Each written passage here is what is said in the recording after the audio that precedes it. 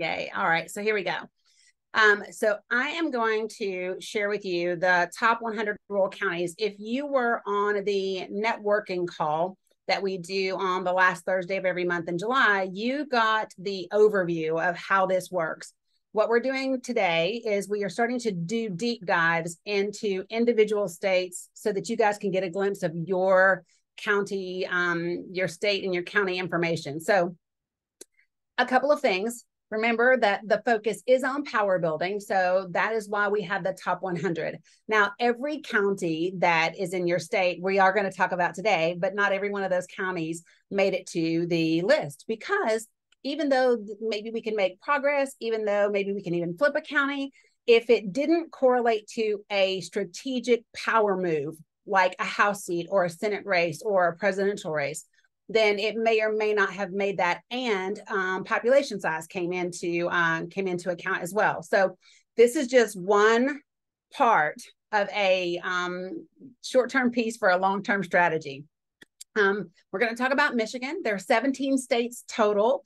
I have more numbers and counties names buzzing around in my little brain than ever before, but all for good information. So for Michigan, the data that I looked at for this process was the 2020 presidential results, the 2020 Senate, the 2022 gubernatorial, 2022 House, state voter registration, turnout for the state results, state population, county populations, and percent of rural.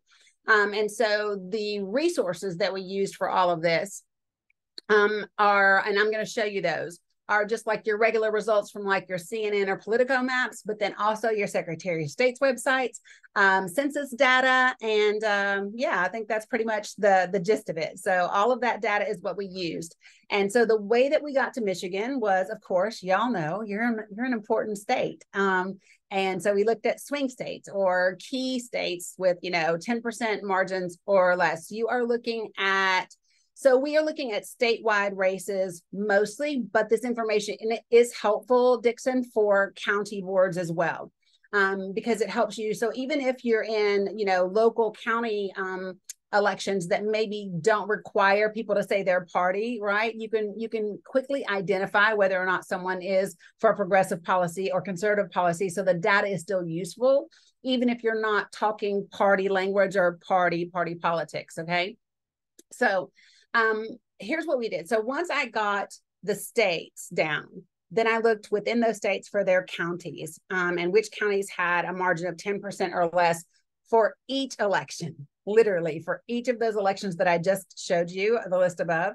And then I cross-referenced them to find out which counties were showing up repetitively or the majority of the time through those election cycles with a margin of 10% or less, and identified those counties. Then it became a population percent rule, and then common districts starts cross seats, okay? So this is the pretty version. This is the version that you're gonna get, because you will get this PDF in an email after this is over. So what you'll see are the counties, and you guys had a good slew of them, right? So what's that, 3, 6, 9, you had 11. And so what we took a look at were the presidential votes, the Dem votes, the Republican votes, and the other votes. And we're going to talk about the importance of the other votes in just a second. And so you'll see you guys are getting it for your Senate, you're getting it for your gubernatorial, you're getting it for your House. And you guys also were a good challenge for me, because some of your counties are in more than one seat, more than one district. So it was a challenge to do Michigan and to kind of get everything correlated together. So you can see like Muskegon is a couple of districts, so is Midland and Eaton. So I've separated those out with those votes for those districts as well, so you can kind of see how that information plays. Now I'm going to pause right here, and I'm going to actually take you to the raw data, and don't judge me because it is a lot and it's colored and all kinds of stuff, but it's designated to draw attention to certain things that are very, very useful. So if you can see the spreadsheet, great. All right, so remember when I talked about just that initial overview? So that's what this whole top row is. This whole top row only breaks down the Democratic percentage and the Republican percentage and what those votes were. And so like I went to like CNN presidential race, right? and then literally went through every single county and laid my eyes on every county to look at the percentages and see how they stacked up. And to find those that had that 10% or less in terms of the margins. And then once I had my list of those for the presidential race, I then went and manually looked for the same in the Senate and the same in the House and so forth and so on. And then once I had that manual list with my literally pen and paper, I've used so many legal pads, and cross-referenced them, then it was time to say, okay, so I literally took them like who had the slimmest margins, and looked at populations, and then went to the Secretary of State's website. And that's where we got into the granular data and looked at the other votes that took place and things like that. So when you look at the sources where the information came from, that's where it came from. It literally came from your Secretary of State's website. So when I take that and I look, the other thing that I wanted to look at is what percentage of your population is registered to vote in these counties, and who's actually turning out, right? So if I look at the population of these counties and their current to date registration, and they were voting for presidential, governor, and Senate based on what they did last time, then you would see Benzie, right, has 93% people that are registered to vote, but less than 70% actually came out and voted for the presidential election, right? And 10% less for the governor, which is just like, you're like, really? Holy crap. I have one other state that I just finished doing, and less than 50% of the state is voting in every race, which is crazy. Tennessee is the same way. Only 38% of Tennesseans are voting. So this helps us do two things. It helps us know, do we need to be doing voter registration drives in these counties, right? Or do we need to be doing GOTV efforts? What do we need to be doing? And it helps us to look in Michigan, 70% or better of the folks are actually registered to vote, but you've got anywhere from 44 to 70% or 69% of the people that are actually turning out to vote. So if I was looking at Isabella, for example, I would be looking at the fact that almost 73% of the people are registered to vote, but 45% came out to vote for president, right? That's an area that I know somewhere these voters are disengaged from the system. And so one of the conversations that I would be having with them as an organizer is, hey, what happened? Because at some point, you cared enough about the process and the voting system and to get registered to vote, right? But you've fallen off. What happened? And one of the things that I really think, especially the Republican Party is doing, but even mainstream media is playing a role in, is we are getting politic fatigue. I don't know about you all, but I am sick to death of hearing about certain candidates and certain things. And if I hear the word woke one more time, I might throw open my mouth a little bit, right? So it's understanding that people are getting tired, and we have to find a way to re-energize people and get them engaged in this process again. So those are the ways that you can use this particular piece of the data. Now, getting down into the nitty-gritty of the presidential votes, what I did is when I took a look at the Democratic votes, Republican votes, and other votes, the other category is really important to you. Why? Because these people are not only registered to vote, they are participating in the process. So that is two hurdles you do not have to overcome, right? So your focus is, why didn't we win those votes? These are people who showed up, and for some reason, think about this, in 2020, they could not get themselves to vote for either Trump or Biden, knowing that if they voted for anything other than those two, the person wasn't going to win. Right? If you sit with that for a minute, you go, what in the world? Right? And some people will say, oh, well, my vote has to count for me. Really? Well, you don't live on an island by yourself. We are all in this thing together. And so those are some of the conversations that we have to start having with those people who are, oh, well, I'm independent. I get it. So let's don't talk about parties. Let's talk about policy, right? Because most of those people who are independent will share Democratic policy or progressive policy 90% of the time. So what would happen, let me check this chat real quick.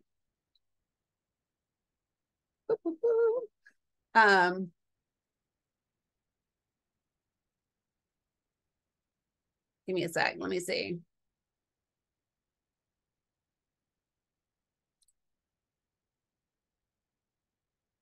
Right. And again, hold on a second. Yeah, I'm going to answer both of these two things. So the data is data driven. It's specifically data driven. So if the county, for example, you said Keweenaw County, right? So if I go over here and I look at you're talking about are you talking about a house race? Yeah, District 1. So if I go and I look at that particular county to see what it looks like, give me a sec.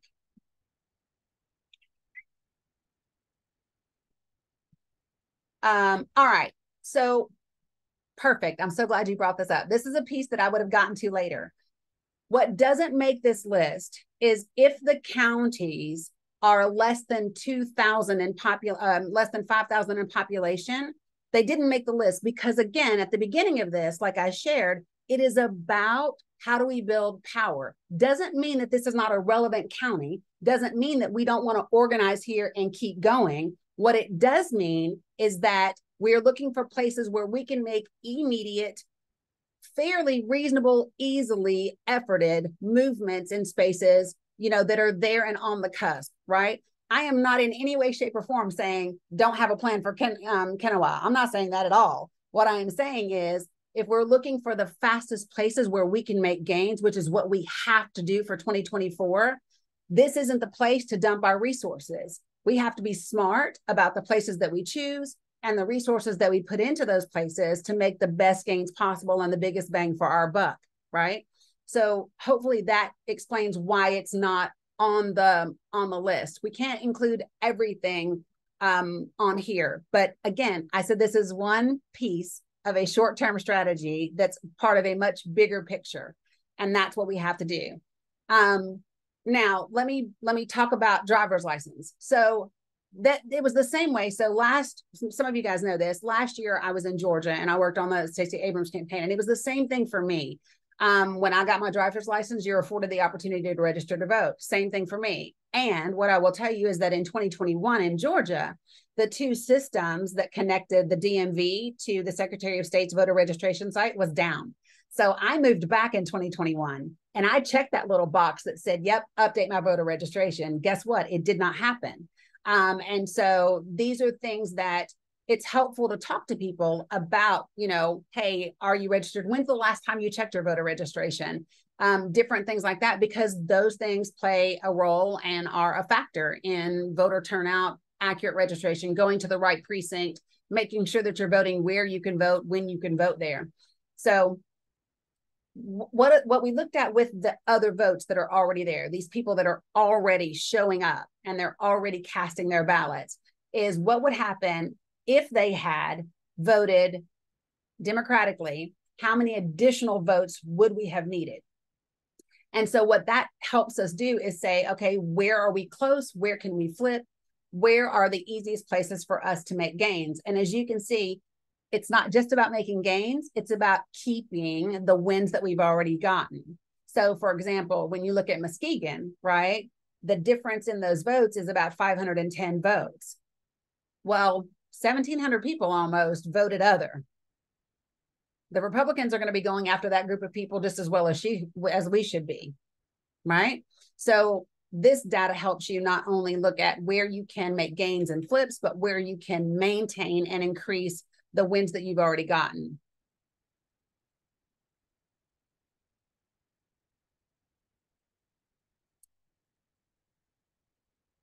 Because resources are restricted to those districts or counties, give the most bang for the buck, it's near impossible to afford in the marginal counties. Yeah, so you guys know your local politics, right? What my hope is, because I don't know Michigan like you know Michigan, right? I don't know who to look and say, ooh, I'd like to get that person out of this particular seat or this district. But what I can tell you is that when I take just the data and let it funnel me down in the right direction, this is where it points to the quickest, biggest, most powerful gains. And some states and some counties are for different reasons. So let me share with you what I mean by that. So I'm just going to share with you Georgia. That's the one I'm most familiar with, right? So Georgia, the numbers that we picked for Georgia were because of the presidential race and the Senate race. Why? Because the counties that we picked, even though they shared similar House districts, the votes weren't enough to make a significant impact because they had larger counties with bigger populations that were heavily, heavily Republican. So when I look at why are they important from a power perspective, they're most important for the Senate and the presidential race. Is the House race going to benefit? Sure, right? But that's not why they're chosen. On the other hand, if I go and I look at Colorado, for example, right? It was 100% the House and the presidential race, 100%. Why? Because when I looked at all of Colorado's counties, guess what? They all had House District 3. Guess whose district that is? Hobart, right? So, but I didn't pick it because of her. The data led me to that. And so it's the same thing for Michigan. So when I look at Michigan's data, I don't know if it's blurring for you all, but it isn't. Maybe that might just be my eyes at this point. Pennsylvania, Arizona, Michigan. So for Michigan, it's actually presidential, Senate, and House, right? And it's House District 1. So of the counties that made this list for Michigan, right, you can look at the fact that 1, 2, 3, 4 of them share House District 1. And of the voters, so if you look, there was 87,691 vote difference. You had 46,000 voters in those districts that did not vote. That's 50% of the vote needed. When you look at your Senate race, that's the key. You had a 92,000 voting difference, but you had almost 180,000 folks who did not vote. Yeah, Dixon. Dana Ferguson ran against Bergman in House District 1 almost 4 years ago. So at least for that race, that you don't have accurate information, or you don't have the update, the most recent. Bergman didn't run against Ferguson in 2022. That was Dr. Bob Lorenzer. No. I wasn't showing you. So when I pulled up the CNN thing, I was just showing you the page, right? I looked at the 2020 and the 2022 races. So okay, the page that I'm showing you here was just me showing you the source of the data and the process. Because things are really fluid as far as issues and stuff over between 2020 and 2022. So So no, just like what I showed you on the screen was when I looked at the 2020 races, and then I went and looked and did the same process for the 2022 races. Hopefully that clears that up in case anybody thought I was using like the wrong data for whichever race. I wasn't. But so now let me go back to this spreadsheet real quick. Okay. So the other thing that it was important for me to kind of gather in terms of a data was looking at voter registration. Was it increasing? Was it decreasing? Or was turnout increasing? Was turnout decreasing? And it was interesting to see. So like if you look between the presidential election and then your gubernatorial, we know it's going to decrease some because it's an off cycle election. Not off cycle, but it's not the presidential election. So we know that's going to take place. But look at your voter registration numbers. You guys are actually one of the few places where most of your voter registration numbers increased between 2020 and 2022.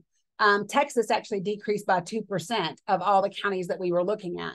So that's a good thing. It tells you that the people in Michigan are engaged in the process and that people are being effective in terms of their voter registration numbers. Now, is that correlating to voter turnout? That's a completely different thing. Because if you look at the numbers from 2020 versus 2022, less people appear to have voted than prior years. Hold on one second. Got another chat. You implemented automatic voter registration. Got it. And here's what I will say. So what's really important for us when we're looking at the data, it would be easy to correlate automatic voter registration to an increase in numbers.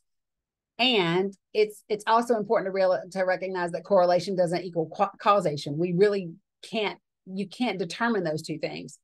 Because like I said, Georgia has automatic voter registration, but our voter registration numbers have actually declined, right? Because we have a Secretary of State where people keep getting purged from the rolls. But so the important thing with the data is to take it and say, okay, you have to ask yourself, what are the possibilities that it could mean, right? And then how do we actually drill that down in the communities where we are? And it's important that this is when you talk to the people who have boots on the ground in these particular counties, the people who have influence in these particular counties, and judging it by those types of things.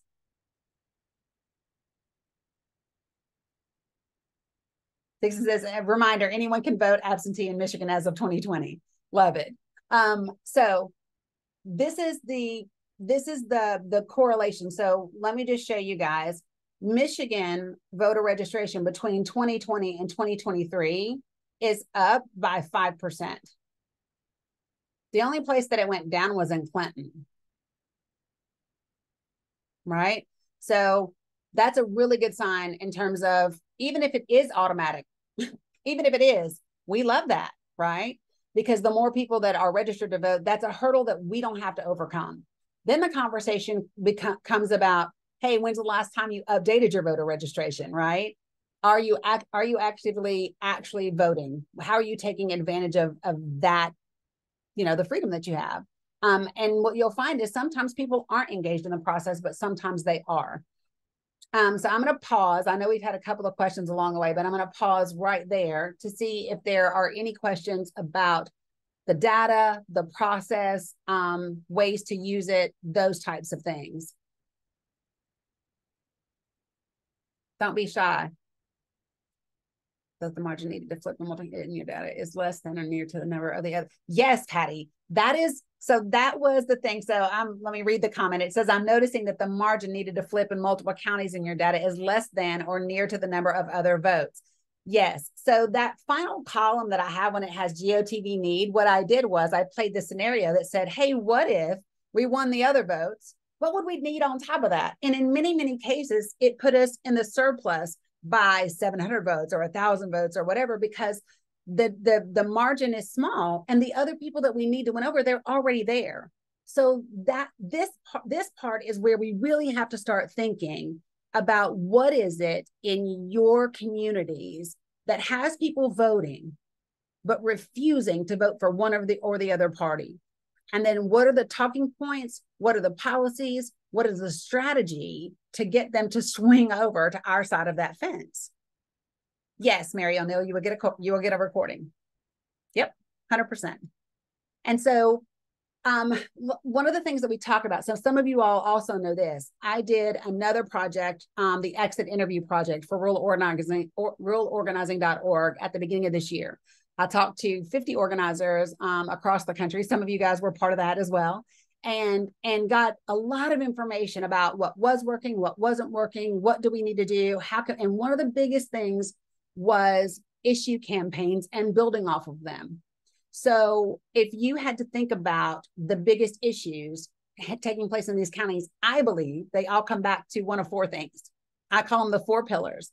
It's either housing, healthcare, education, or economic stability. If you do it H-E-H-E, you can say he and laugh all the way to the polls, right? But I'm just saying it's housing, healthcare, education, and economic stability. If you need the H-E-H-E, there you go. It's something to remember what I said. But no matter what the issue is, it's going to tie into one of those things. So think about these individual counties. If you have personal knowledge of this county and you know, ooh, this is the hot button issue there, then you have to ask yourself, who's the influencer in that issue? Who has the public's ear on that issue? How do I engage with them in a campaign on that issue? And then the second thing that I would do, I shared this with Matt earlier when we were talking about Georgia. So his example was in Peach County, Georgia, the issue is cannabis and legalizing it for younger voters. And I said, perfect. So has there been a campaign around cannabis? And he was like, no. And I said, so here's what I would do. For me, I would go looking at a state that has already legalized cannabis. Then I would be looking for a county whose demographics match the county that I'm working on. And then I would be looking at, how did this legalization of this thing bring revenue to that area? What did they spend it on in that area? I'd be talking to the business owners who opened up businesses on that issue. And then I would be able to take that combined with this data. And then I'd be able to go to someone and say, hey, listen, if we can use this issue in this policy and you give me funding, we can flip this county because we only need this margins of vote. And this is the hot button issue. And this is the person who can help us influence the public. So it's an entire strategy where you are connecting the dots and combining issue campaigns with political campaigns. You're having a proven track record. So like, what's the benefit? Because a lot of times we're like, nobody's giving us funding. But are we clearly saying to them, this is what I can do with that funding? This is the difference that funding will make. And here's how we can use it. And Mr. So-and-so and Miss So-and-so in your community, this is the money that it would bring for this county. And I don't care what you say, everybody wants to talk about money, right? So the way that I hush a Republican objection is to somehow explain to them how what I want to do is going to actually benefit them in the long run monetarily. And everybody likes that conversation. It's a win-win for me because I improve the lives of people, which is what is near and dear to my we're and it's a win for them because we're talking about generating revenue, which is near and dear to their heart. So that's the way that we want to use the data. Any other comments or questions? Ideas, thoughts, anything? I saw you take a deep breath, Deidre. It is a lot of data. And that's why we wanted to take the time to do individual deep dives and then give you the recording, give you the PDF so that you can study it and make it yours and tweak and make it work for you. Like I said, I don't know. I can look at Georgia's data and I know how to use it. And I'll tell you, while I was doing it, I did Tennessee data because that's where I live and that's where I'm from, right? And my area mostly is going to be a 60-40, 70-30 on a good day. You know what I mean? So, but it's identifying those things and saying, how do I use this to connect and make sense to the voter who is engaged, the person who's not engaged, right? The people who might run for office. Can you get access to the raw data? Woo! I haven't even had that as a thought process because most of the raw data is in the spreadsheet. The only thing that's not in the presentation is it's not all color coded and whatever because your brain may not work the way mine does. But I can talk to Afton and see about making a copy and then making it available so people can play with the numbers if that's what you want to do. I don't know. But so we'll check on that. How does your data look for organizing? So Joan, what I would have to do to give you like a thorough answer to that question is I would look at how that county has performed historically in 2020. Yes, Patty. And then I would look at how that county has performed in every single one of these races. Because believe it or not, in the same year, I would see counties that won Democratic, and I would see some counties that won Republican in the same year, right? And you're thinking, why would that be? What I found is the majority of the time, if that's the case, it's because that candidate is the incumbent. What I have found is when that's the case and you see the same year, right, two different races, whether that's Senate and House, right, and you see a difference, 9 times out of 10, the Republican candidate who wins is the incumbent. Any data on how ranked choice voting could resolve the issue of third-party candidates splitting votes? Not entirely. I will tell you my biggest challenge with ranked choice came from Alaska. When I went to do Alaska's data, which their deep dive is going to be on the 7th, September 7th, what I saw is that third party and ranked choice made it, I mean, they're difficult to navigate anyway because they have, like election districts and not counties and blah, blah, blah. And, I was crossed out by the end of everything. But I don't know that the short answer is no, because we haven't seen it in practice enough to actually see how it would impact things in the long run. So that's the short answer. I would love to see and have more data to be able to determine that, but I think that's a little ways down the road, right? So we'll continue to gather the data as it moves forward to notice trends. That's one of the biggest things too that I'm watching. So in rural communities, especially in the South, right? What I noticed a lot from the South data was our candidates did worse. Our Democratic candidates did worse in South rural counties from 2020 to 2022. And it's undeniable that the racial rhetoric that's been turned up has had an impact. And I can tell you that just looking at the numbers, because it was across the board with Stacey, with Warnock, it was across the board. And, we're tapping into this unconscious, oftentimes deeply rooted bias that people have that they may or may not even know has been activated, right? So part of the conversation is when you're in communities that are heavily minority communities, and there's all this talk about, wokeness and, critical race theory and all of those things. How do we have these types of conversations to engage voters on both sides? Because on one hand, it drives economically disadvantaged Black and brown people away from the polls, right? And it draws economically disadvantaged white people in the South to the polls. Just like calling a thing, that tends to be what happens. So it's how do we have these conversations, avoiding trigger words that do one of those two things and that builds a bridge. So, not to be accusatorial, not to make people feel guilty, shamed, angry, or defensive, but to bring them in that conversation with us together. And that's going to be part of the challenge in some of these rural communities.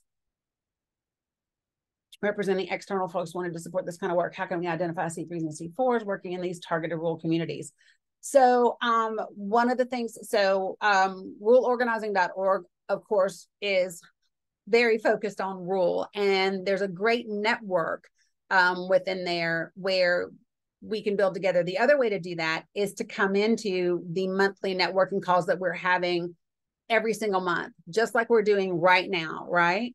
The goal is to bring as many rural institutions, organizations, philanthropic individuals, organizers, candidates, all of us.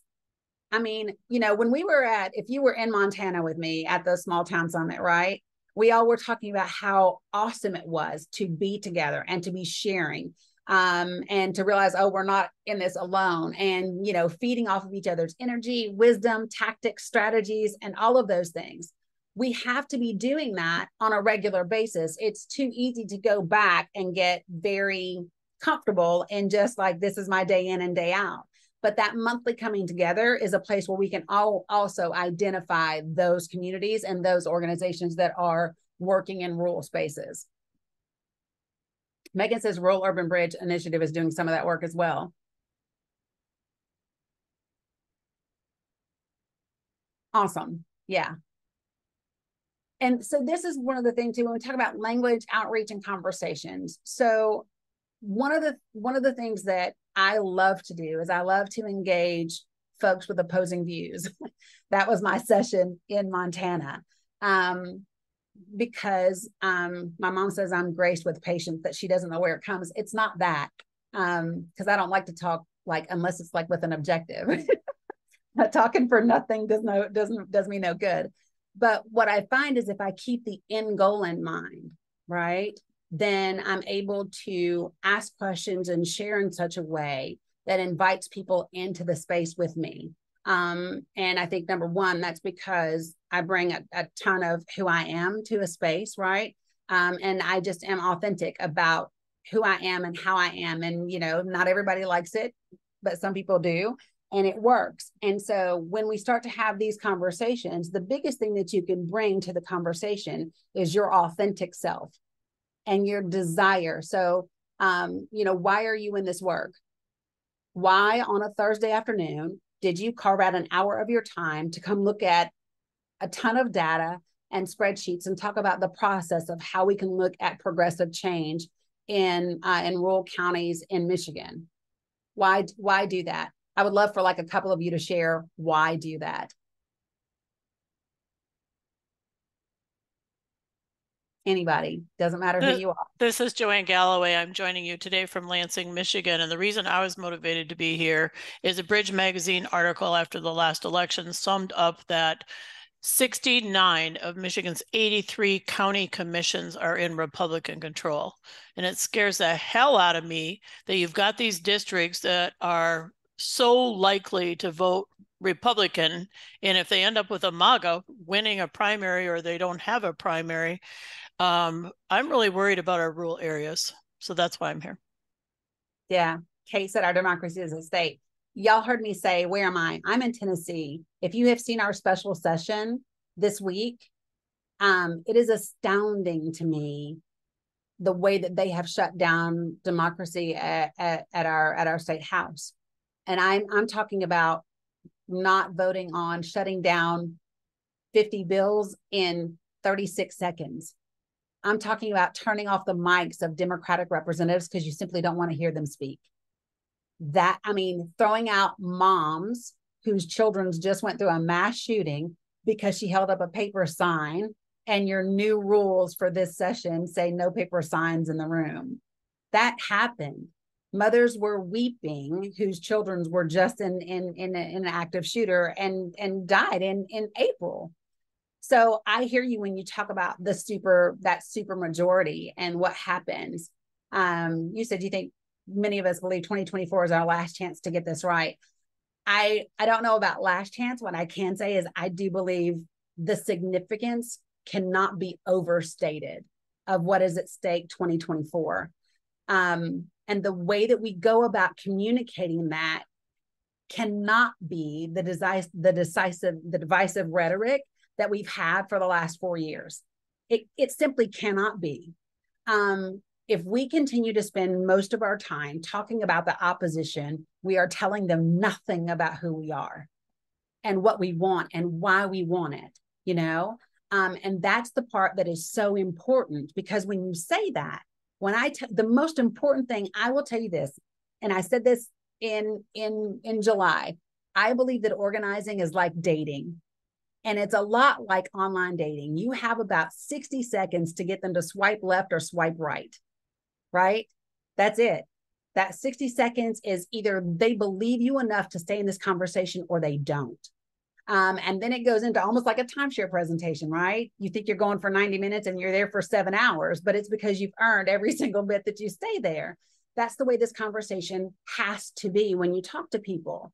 So like my mom was talking to me about the amount of time I was spending in this data, because it was well and above what I had agreed to, but it didn't matter because number one, I got excited. I got excited because I saw how close so many of these races were and that the votes were there to be able to make this happen. And I got really excited. Number two, I refused to come from a space of fear because I believe that we are better than that. I simply believe that we are better. I don't think that we need to be better. We are better. We just have to show up and we have to bring the people along with us. And I think that people are wanting a reason to show up and we have to give it to them. Megan says, why am I here? Those in power use the rural-urban divide to put a wedge between us and take our power away. Also, rural-urban transcends partisan issues. Let me just tell you, from a girl who grew up in the country, like people laugh at me because I walk around barefoot all the time as much as possible, but who was working in lots of Georgia, but also in the inner city in Atlanta, West End Atlanta, right? The inner city and rural communities are so much alike. They do not trust outsiders. They don't get economic funding the way that they're supposed to. They both have crappy education. Nobody comes around until it's time for them to vote. Like they are the same. We have more in common than we do that makes us different from each other. And we have to find those spaces of commonality in order to bring us together and do what's best for every single one of us, or the majority, right? And so that's kind of what we have to do. So I'm in total agreement. I'm going to open it back up for comments and conversations in just a second, but I want to go back to this last bit of data. Michigan, I was pleased to see, did not have very many counties on this list. So the second part that I'm going to send to you guys is after the July networking call, it was interesting. We were like, ooh, we should look at counties that don't have Democratic leadership from, specifically, from the party. And so I began to do another spreadsheet, right? So this is Georgia's list, right? They have 40 some. And then this is Texas's list, holy geez, right?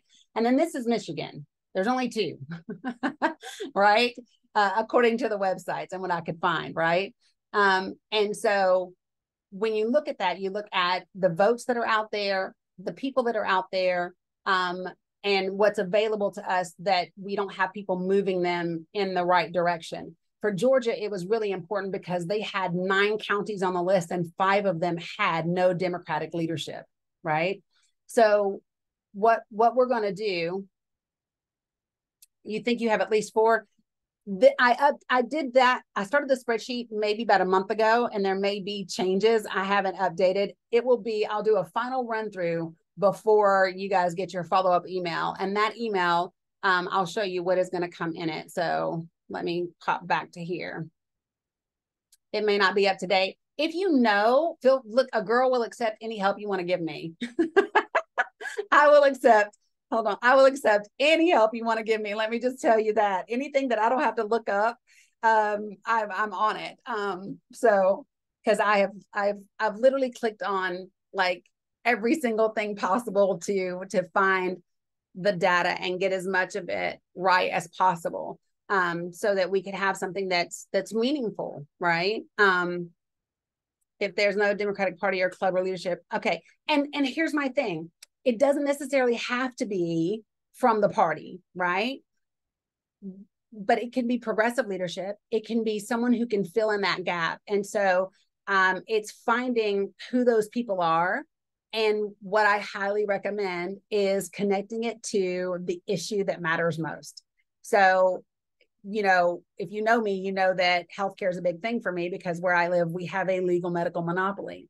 It is now the hot button issue here because our hospitals that were once 4 and 3 stars are now 1 and 2 stars, according to CMS. Like it's crazy. So I'm in the Bible Belt, right? We have more churches than we have, anything else. Churches, restaurants, and hospitals. So we can eat crappy food, get sick, go to church and pray about it. So that's kind of what we do here. But I know you made that face, but I'm just saying that's pretty much the way it works, right?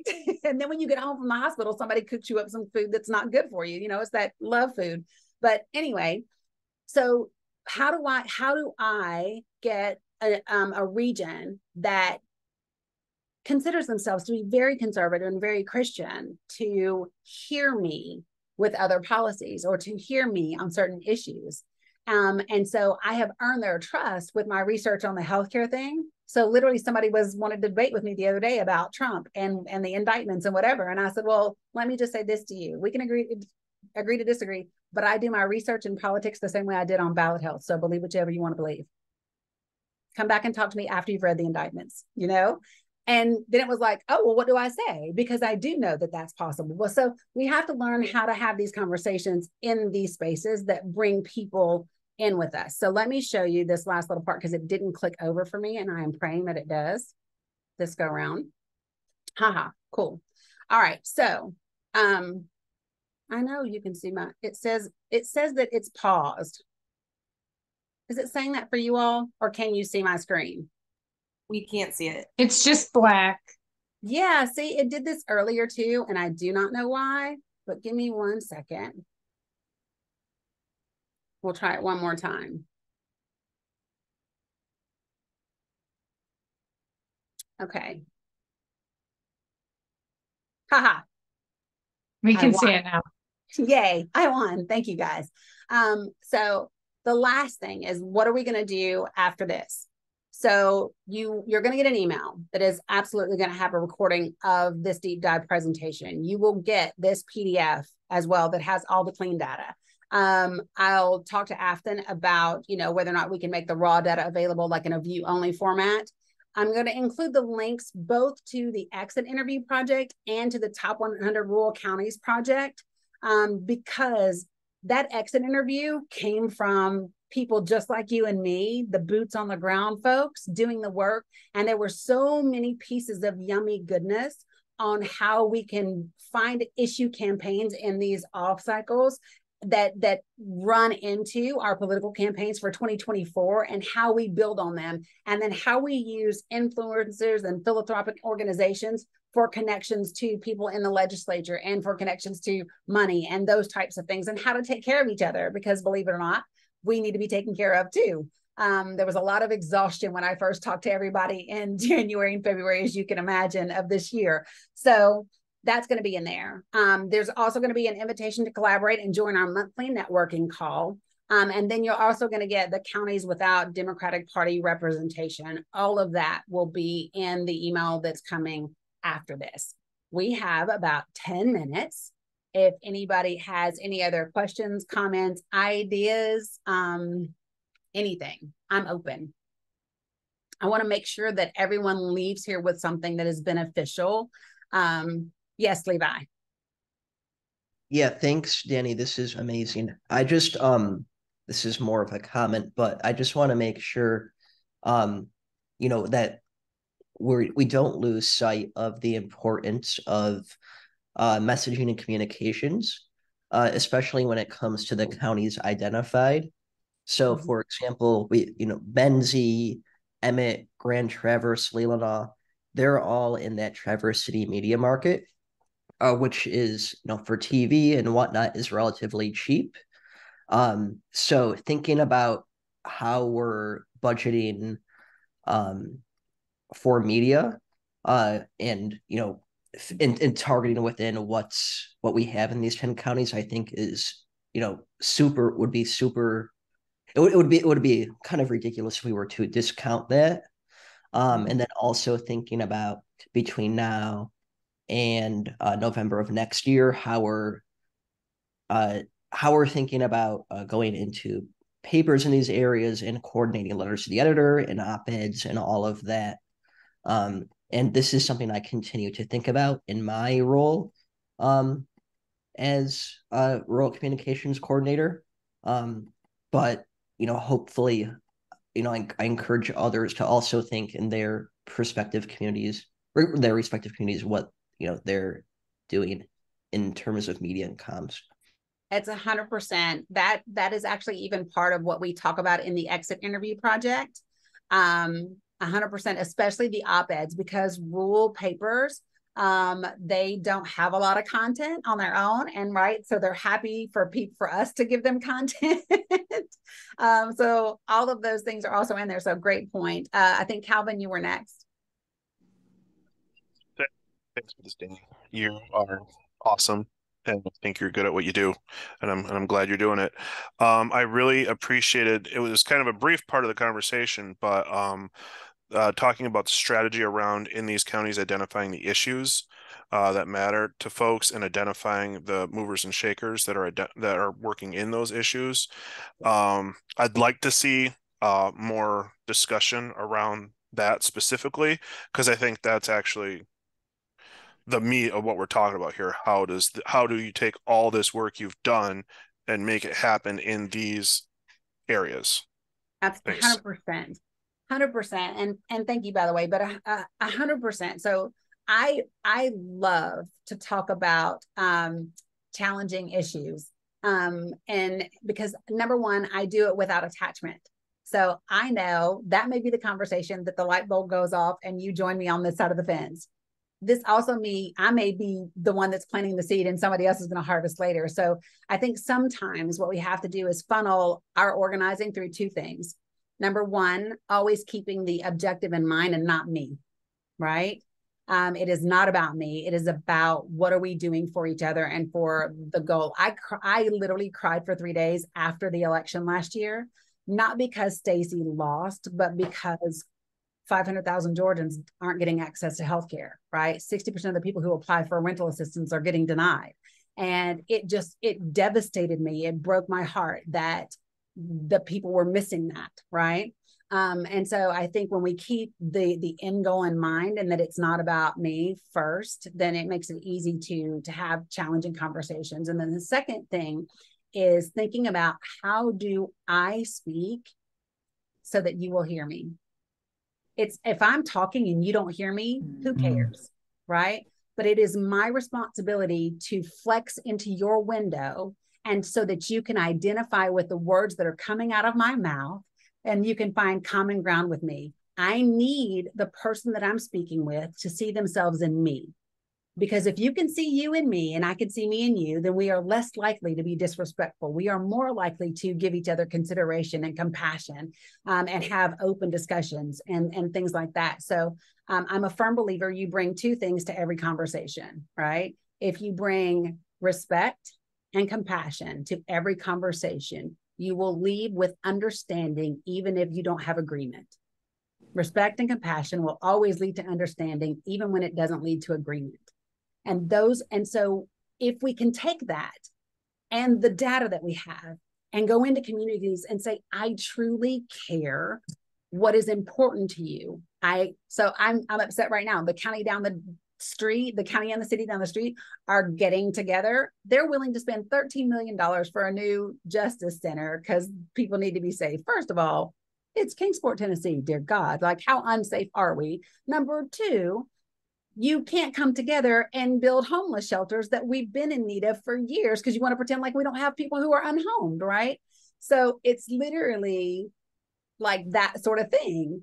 And so it's having those types of things. And the other thing that I'll leave you all with, and I've shared this before, so ignore me if you've heard it, but the way that here, I will never go out and start to talk to people about Medicare for all. Why? Because as soon as I say that, it's a trigger word, right? You want that socialist health care. You old Marxist, socialist, capitalist. They don't know what all the ists are, but they'll throw them all at me, right?